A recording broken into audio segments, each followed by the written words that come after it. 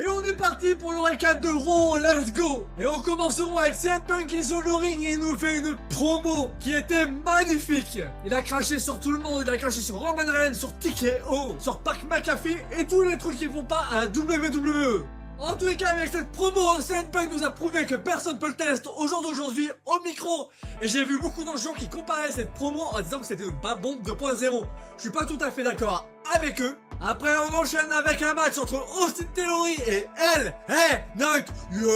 Pendant le match, il y a eu pas mal de petits bordels avec Ash Speed. Donc t'avais Uso qui débarque, mais malgré tout ça, c'est Austin Theory qui gagne. À la fin du match, Speed va se faire défoncer, mais se fait sortir du ring par The Vision. Conan Pierce débarque et nous dit qu'à WrestleMania, on aura un match 3 contre 3. Puis après ça, on a Finn Balor contre JD, mais le match n'aura jamais lieu, car Finn Balor se fait défoncer par Dominic Mysterio. Lors de son entrée, Finn Balor arrive malgré tout à lutter un peu au début, mais vu qu'ils étaient 2 contre 1, à la fin, il se fait marre à la gueule. On enchaîne avec Bayley contre Last Legend. Pendant le match, on a des interventions de tout le monde. De Nia Jax, de Libra Valkyria, de Charlotte, de Alexa Bliss, c'était un bon bordel. Et avec tout ce bordel, c'est Bayley qui gagne. Puis après ça, on retrouve Seth freaking Rollins qui est sur le ring. Et il nous dit que s'il est là aujourd'hui, c'est pour récupérer son titre et pour en finir avec The Vision.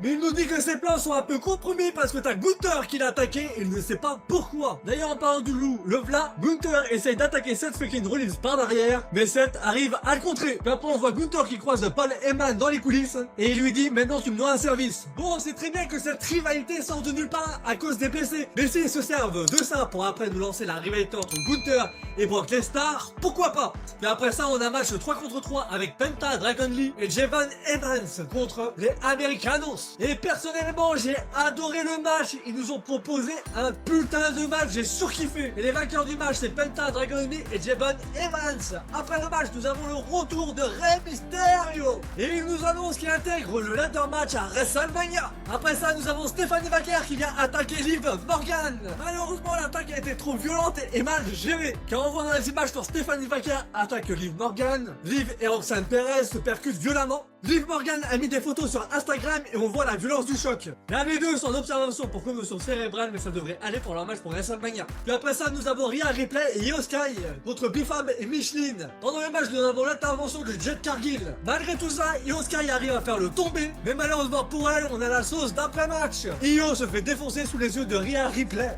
Et on passe maintenant au dernier segment de Raw, la signature entre Brock Lesnar et Oba Femi. Bon, au lieu d'avoir une signature de contrat, on a une grosse bagarre entre les deux, j'ai grave kiffé. Et malgré la sécurité, les deux arrivent à se la mettre. J'ai hâte de voir leur match à WrestleMania. Donc voilà pour Raw, dis-moi en commentaire ce que tu en as pensé, abonne-toi à ma chaîne, ça fait extrêmement plaisir. C'était Samy, allez, peace.